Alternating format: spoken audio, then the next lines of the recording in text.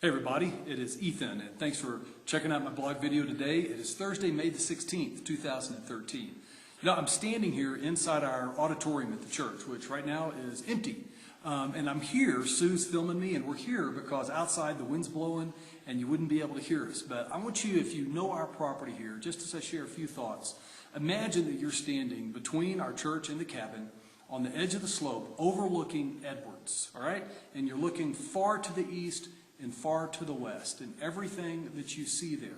All right, if you have that in mind, I want you to consider what you see as I share a few thoughts with you.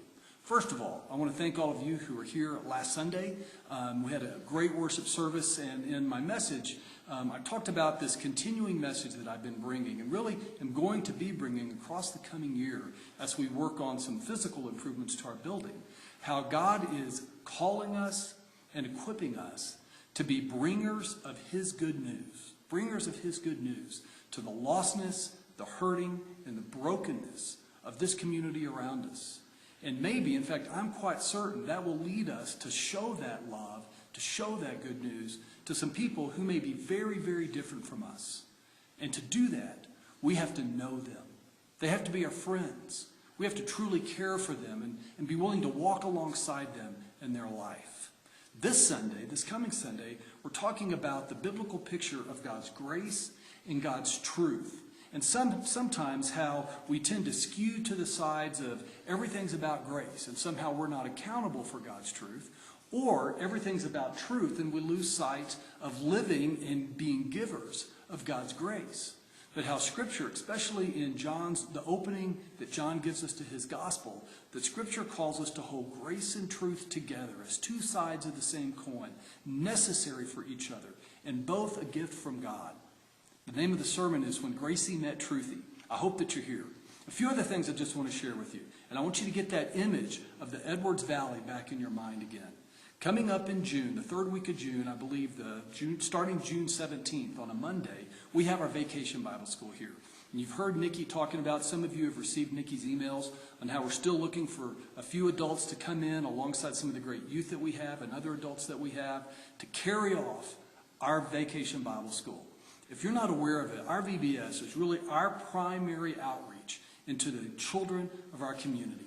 And guys, when you stand on the edge of our property and see that scene that I described, you will see, if you are able to strain your eyes to the east and to the west from that vantage point, you would see 10 schools with literally hundreds and hundreds and hundreds of students.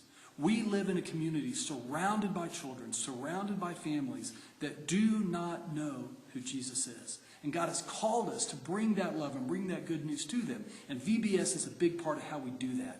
Guys, if you have some time from about 8:30 in the morning to 12:30, right after lunch, maybe if it's only one day, but more than that would be better, to come in to walk alongside our team, I encourage you to contact Nikki and tell her that you'll do that. We are planting eternal seeds in the hearts of the children of our valley that God will be bringing here to us there in June. So I wanted to let you know that. Two other quick things. The first is on the bookshelf out in the foyer here at our Edwards Chapel, I bought some copies of the book Love Does. Love Does by Bob Goff. I referenced that book a few messages ago. It's a really great read, easy read, fun read, but challenging, really encouraging us to really see the love of God, not just as something that we think about and believe, but something that motivates us to action. And they're $10 a piece. That's what it costs us to order them. So I encourage you to pick one of those up before they go. Wonderful read. And then the last thing that I want to tell you is right below this blog, I have a link to an audio. It's not a video, but it's an audio about 40 minutes long from a talk by Joni Eareckson. Some of you may know who Joni Eareckson is. If you don't, I really encourage you to listen to this. This is from a conference that Lisa and I attended about 3 weeks ago or so. Very powerful, very, very encouraging. If you are in a place in your life where you are wondering where God is in the midst of your circumstances, this will be very powerful to you. You can click on that. It'll take you to a website for that conference. And on the top of the page there, you'll see a picture of Joni Eareckson. You can click on that link and listen to it there on your computer, or you can right-click on it, whatever, save as, and listen to it at a later time. But I wanted you to know those resources. I hope to see you Sunday as we continue this journey together of God growing us and through us, God bringing his good news to the people of our valley. Guys, I love you, and we'll see you soon.